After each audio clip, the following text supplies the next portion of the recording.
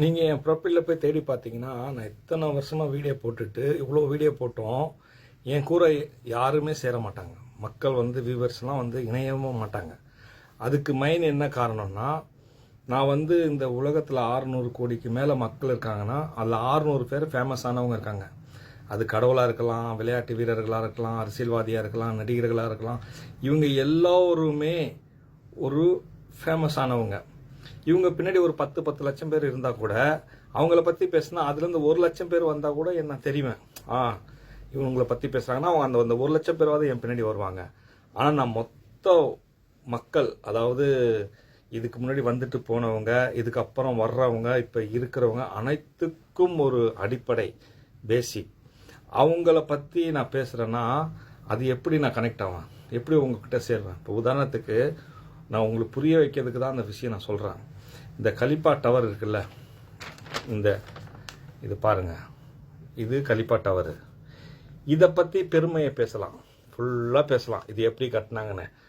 ஆனால் அதுக்கு அஸ்திவாரம் தான் மெயின். அதை பற்றி யாரும் பேச மாட்டாங்க. ஆனால் அது மண்ணோட மண்ணாக இருட்டாக இருக்குது. இது இல்லைன்னா இது இல்லை.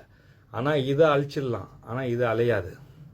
ஏன்னா இதை சுற்றிலும் பூமி சப்போர்ட் கொடுக்குது. இதை தாண்டி போனால், எல்லாத்தையும் தாண்டி போனால் பிரச்சனை இல்லை என்பது தான் புரிஞ்சுக்கிறது தான் ஆன்மீகம். இந்த பேசிக் என்பது தான் ஆன்மா. இந்த ஆன்மாக்கு அழிவு இல்லை. அப்படி ஒரு விஷயத்தை நான் புரிய வைக்கிறதுக்கு ஒரு வீடியோ பண்ணிகிட்ருக்கேன். அப்போ அது எப்படி எல்லாருக்கும் புரியும்? சரிங்களா? அது புரியாது. அப்போ புரிஞ்சுக்கணுன்னா தொடர்ந்து வீடியோ பார்க்கணும். இவன் என்ன சொல்ல வரான், இது எதனால சொல்ல வரான் அப்படின்னு பார்க்கணும். அதுதான் மெயின். நம்ம முக்கியமாக இந்த பிறவி எடுத்தது நிரந்தர சொர்க்கத்துக்கு போகிறதுக்கும், தொடர்ந்து நரகம் சொர்க்கம்னு அனுபவித்து அந்த நரகத்துலேருந்து தப்பிக்கிறதுக்கும் தான் மெயினாக வந்திருக்கோம். மெயினாக நம்ம சொர்க்கம் இருக்கோ இல்லையோ, நரகம் வேண்டான்ற லெவலில் தான் நம்ம வந்திருக்கோம். ஆனால் அது நம்மளுக்கு புரியறதில்ல. அதனால தான் பூமியில் கிடைக்கிற சின்ன சின்ன சொர்க்கங்களில் மனிதன் மயங்கிடுறான். சரிங்களா? அது நடக்கிற காரணமாக தான். அப்படி இருக்கும் பொழுது இந்த சொர்க்கம் அடைவோம், சேருவோம் அப்படின்ற ஒரு இதில் நான் இந்த சொர்க்கத்தை பற்றி நான் புரிய வைக்க வரேன். இது என்னன்னா, இந்த இதை நீங்கள் புரிஞ்சுக்கணுன்னா ஒரு கதை நான் சொல்கிறேன், ஒரு குட்டி கதை. இந்த குட்டி கதைலாம் எப்படி தெரியுங்களா? ஏற்கனவே உள்ள கதை தான். ஆனால் அது சரியான மேடையில் அது பொருத்தமாக அந்த கதையை சொன்னான்னு வச்சுங்களேன், அந்த கதை ஹிட் ஆகிடும். அது ரஜினிகாந்த்லாம் அதை ரொம்ப ஃபாலோ பண்ணுவார்.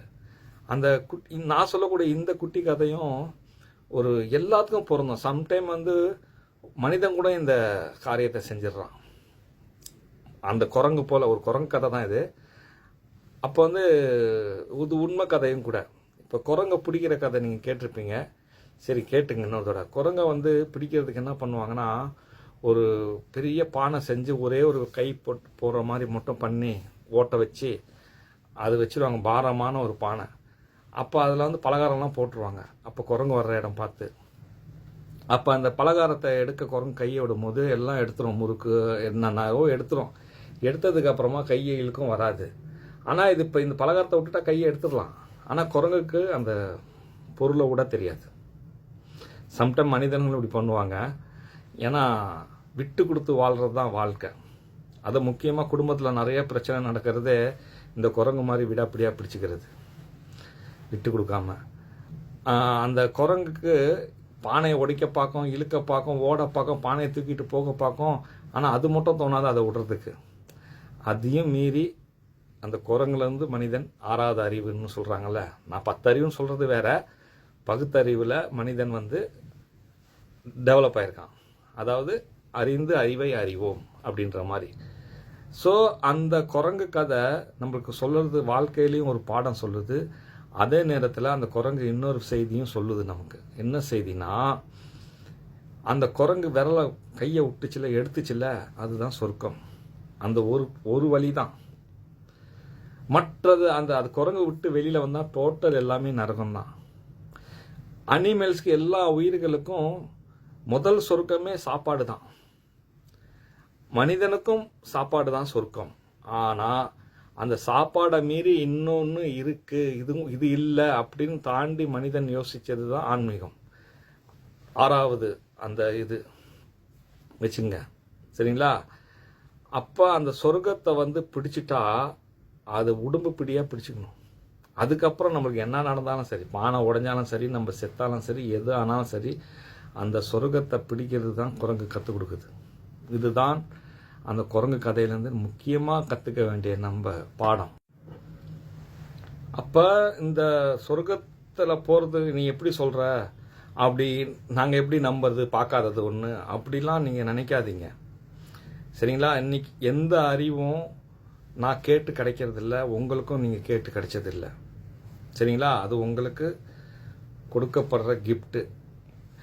சிலருக்கு உலகத்துக்கு கொடுக்கறதுக்காக அறிவு கொடுத்துருப்பாங்க. அவங்க உலகத்துக்கு கொடுத்துட்டு போயிடுவாங்க. அவங்களுக்கு கொடுக்காத வரைக்கும் தூக்கம் வராது. அப்படிதான் ஏரோப்ளேன் ரைட்ஸ் பிரதர் கொடுத்தாரு. அந்த மாதிரி நிறைய பேர் நிறைய உலகத்துக்கு கொடுத்துருக்காங்க. புரிஞ்சுக்கிறதுக்காக ஒரு உதாரணம் நான் தொடர்ந்து ஏரோப்ளேனை தான் சொல்லுவேன்.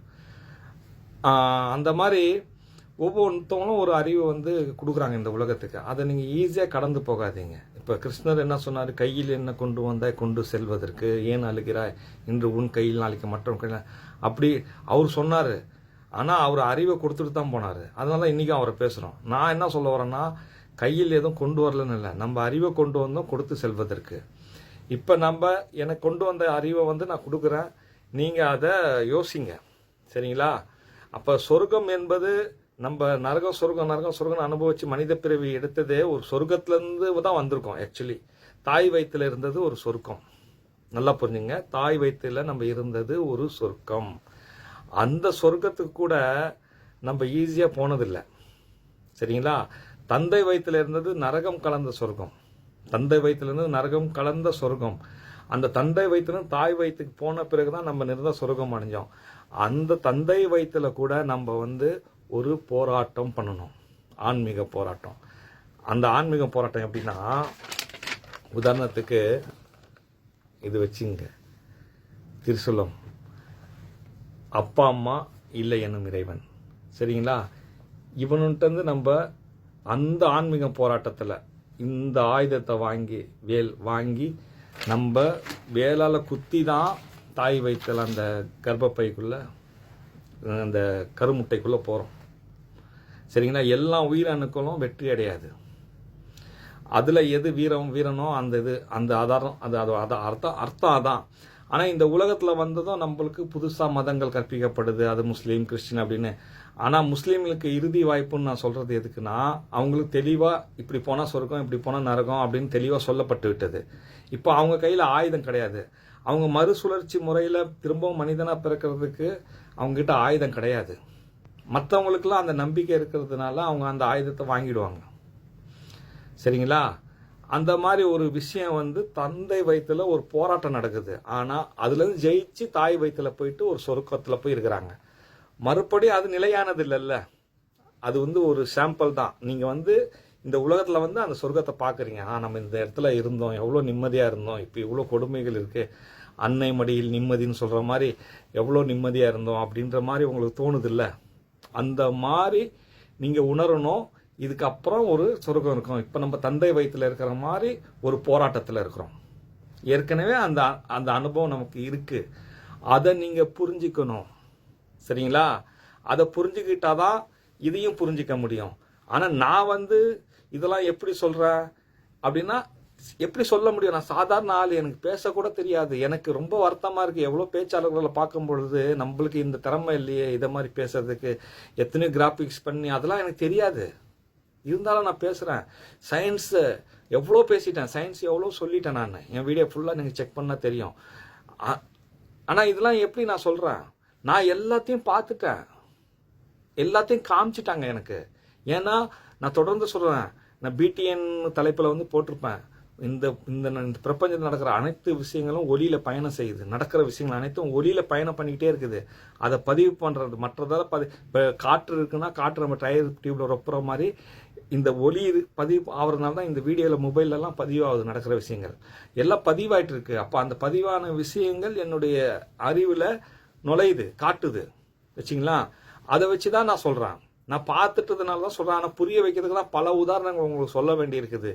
நீங்கள் கண்டிப்பாக புரிஞ்சு கொள்ளுங்கள். உங்கள் நன்மைக்கு தான் பேசுகிறேன்.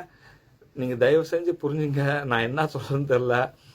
ஸோ இப்படி தான் ஒரு சொர்க்கத்தை பயணத்தை நீங்கள் தொடரணும்.